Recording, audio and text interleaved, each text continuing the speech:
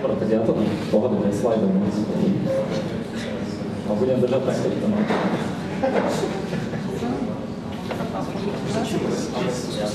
Dobre, keď to nejak rozviem, tak tie slajdy sú v podstate aj tak iba také ilustračné, aby som si ja pamätal, čo chcem rozprávať. Dobre, prečo som tu? V podstate Tomáš ma videl rozprávať na jednej konferencii, kde som rozprával o tom, ako Scrum, čo je jedna z metodík pri vývoji softveru, vie priamo pomôcť nejakej slobode v práci a nemusí byť použité iba pri programátoroch, ale aj na marketing a na obchod. A na základe tohto ma teda pozval a ja som tu došiel porozprávať a vypichnúť nejaké také časti, konkrétne veci, čo my u nás vo firme robíme k tomu, aby sme mali takú slobodnejšiu firmu. Ja som v podstate zakladateľ firmy WebSupport, čo je najväčší webhostingový poskytovateľ na Slovensku. Vyrastli sme z veľmi maličkej firmičky od dvoch ľuďoch a stali sme sa vlastne lídrom na tom trhu. A jedna z vecí, ktoré za to vďačíme, je vlastne táto sloboda v práci. A na Slovensku naša firma je pomerne známa takouto firmnou kultúrou a touto slobodou, a preto som tu prišiel zašerovať alebo zazdieľať nejaké také naše know-how, alebo čo konkrétne preto robíme. Ale nečítajte mi tam. Jedna z nás vecí, ktorú som chcel teda nejak na začiatku odovzdať, bol tam taký pekný slajd odprtených kancelárií v Google a tiež teraz som bol v Silicon Valley a mal som tam presne túto dilemu s tým, že sloboda v práci sa takýmto firmám, ktoré majú obrovské marže, naozaj tie zisky niekoľkonásobne prevyšujú ich náklady, v podstate robí strašne dobre. Tam boli také vychytávočky, že ľudia tam mali v bázach 3x3 metre s umelou morskou vlnou a s plavčíkom a nikto tam nebol.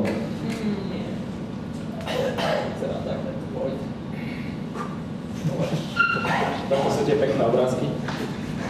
Takže po týmto si veľa ľudí, veľa zamestnancov, veľa zamestnávateľov predstaví slobodu v práci a to bolo niečo aj takým môjim cieľom vo firme, takéto veci dosahovať, aby tí zamestnanci mali krásne prostredie, aby tam mali vlastné bazény, vlastné telocvične, vlastnú škôlku. To všetko, o čom čítate, že má taký Google, ale nikto z týchto firiem si to nemôže dovoliť, pretože vy potrebujete byť efektívni a biznis, ako je napríklad webhosting, kde jedna služba stojí 5 eur alebo 1 euro, tam sú tie marže a strašne naučké a vy sa nemôžete hrať na nejakého takéhoto strašne dobrého zamestnávateľa, ktorý dodáva luxus svojim zamestnancom. Myslím si, že máte to veľmi podobné vo všetkých vašich firmách. Práve preto rozmýšľate. Jedna zo základných vecí, začnem s týmito mojimi tipmi. Jedna z týchto vecí je premyslieť si v podstate úlohu manažera v tom týme alebo šéfa tej firmy. Tohto človeka si poznáte, nejakí fanúšikovia Star Treku, je to kapitán Kirk a na ňom vždy vysvetľujem vlastne ten princíp, ktorý veľa ľudí dedí z takých filmov. Keď si pozeráte vo filme, je tam kapitán Kirk a potrebuje sa niečo spraviť, tak on rozkáže svojim ľuďom, že do 24 hodín je to, že sa to treba spraviť, tak sa to spraví. Vďaka tomu, že to nejaký osvietený panovník povedal a vôbec nedáva nejakú realitu, alebo si to nepropočíta, dáva nejaké deadliny a to je jedno z tých takých najväčších vecí, ktoré ťaží ľudí.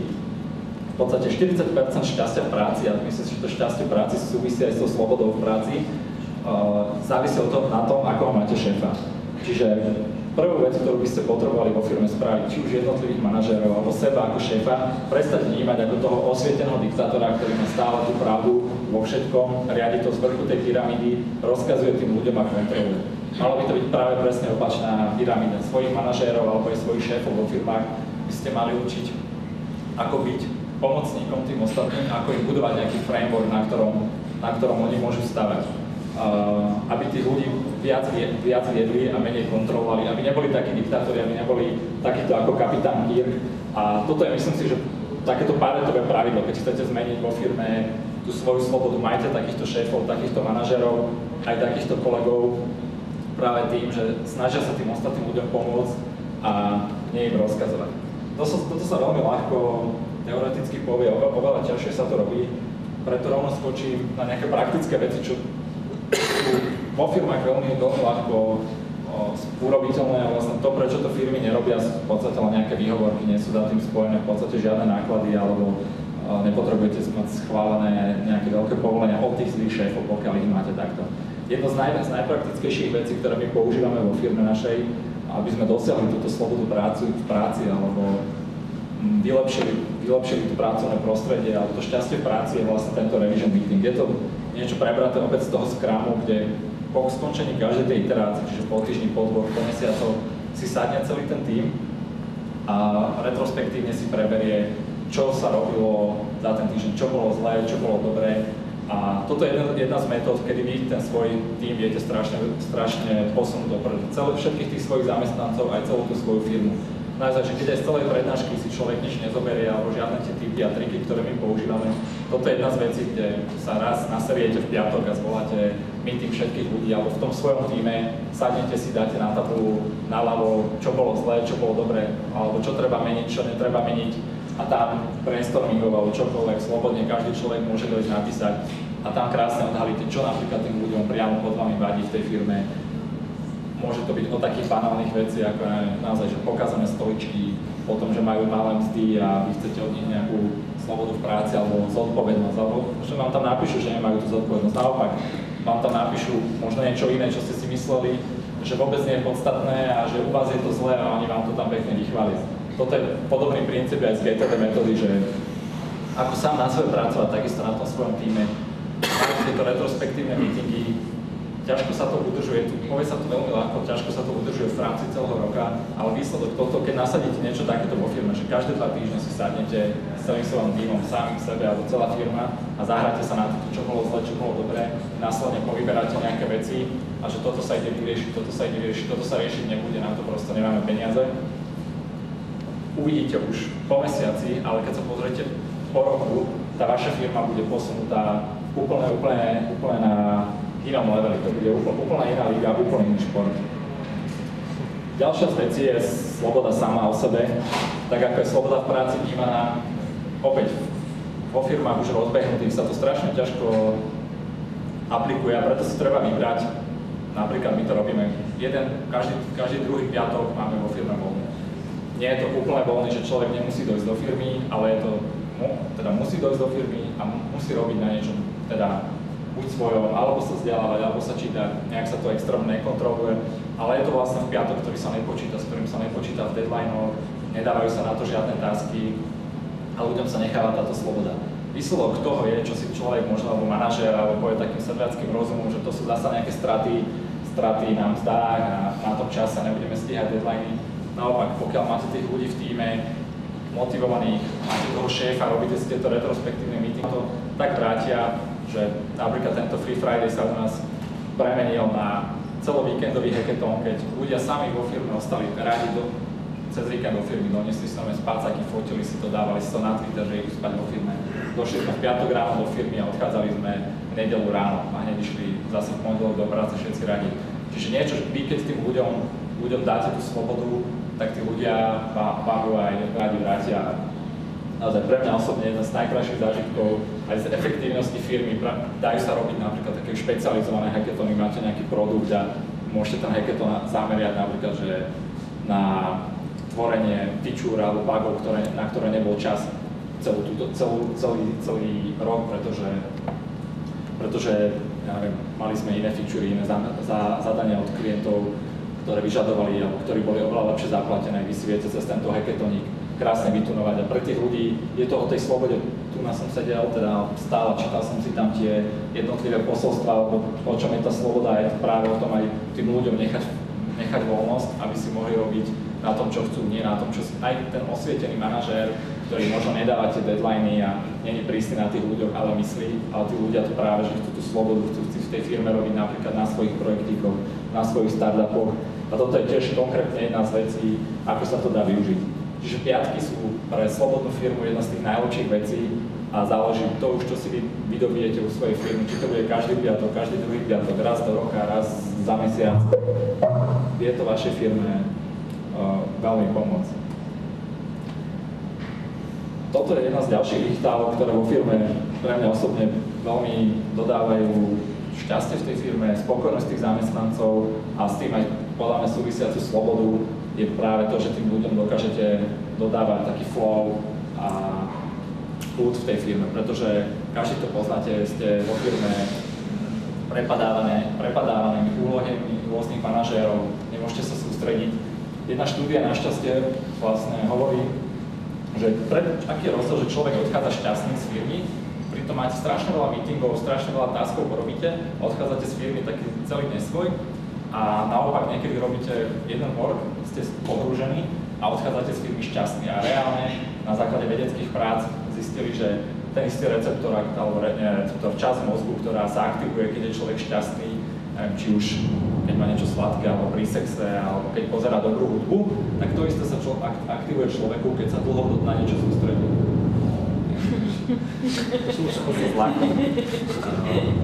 Čiže reálne, keď vy dodáte týmto zamestnancom dlhý flow, alebo dokážete, aby sa zamestnanci, alebo aj vy sami mohli nejak dlho sústrediť na nejaký jeden task bez prerušenia, robíte si sami sebe dobre. Takto viete robiť šťastných ľudí, ktorí oveľa viacej zasa inklinujú k tej slobode v práci. Party, to je jedna zo zaujímavých vecí, s ktorou sme u nás na Slovensku, naša firma teda tiež pomerne až moc známa, to sú party. Ja som sa aj na vysokej škole naučil, že alkohol zbližuje ľudí a teda nechcem, aby ste sa všetci opíjali vo firmách, ale po tých hackathónoch, keď robíte party a tých ľudí to posunie úplne niekde inde, zasa aj ten brainstorming, keď nechcem tu propagovať chlas, ale keď je to úplne iný level toho, keď v tej firme je uvoľnená atmosféra, viete si robiť party, vedia sa tí ľudia viac spojiť a práve v tom súvisí aj tá sloboda, že nie je to tam také striktné a tí ľudia sa tam cítia voľnejšie, keď si môžu užiť a môžu oslaviť. Súvisí to aj s oslavovaním toho víťazstva, pretože každý manažer vie, že treba oslavovať v každej knihe, v každej manažerskej príručke sa píše, že treba oslavovať víťazstva, ale veľmi málo ľudí to robí. A keď sa tie víťazstvá spolu oslavujú takýmto spôsobom, tak je to veľa lepšie. Tieto party sa dajú samozrejme tunovať rôznymi vecami. Viete, ľuďom za tie hackathony alebo za tie voľné piatky, nemusíte to mať iba voľný piatok, že tak sme slobodná firma, tu máte každý druhý piatok voľný, robte si čo chcete a zase to viete posilniť na nejaký vyšší level. Viete potom rozdávať nejaké medaily, ľudia sú potom z toho šťastní strašne, keď majú medaily. Viete tým ľuďom dávať poháre rôzne, viete robiť súťaže a to je to, čo má každý z sebe alebo každý motivovaný zamestnanec, že chce vyhrávať súťaže, chce sa baviť a okrem toho chlastu to viete robiť aj tým odovzdávaním. Aha, ja som. Sorry.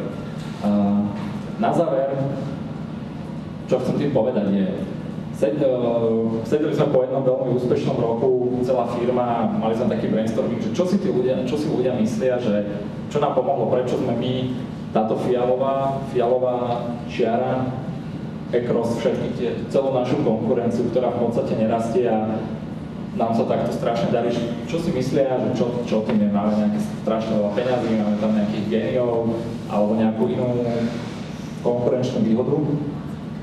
A odpoveď, prečo aj ja šírim toto slovo o slobodnej práci, alebo prečo som tutaj prišiel, bola od viacerých ľudí práve kvôli tejto firemnej kultúre a práve preto, že robíme to, čo máme radi.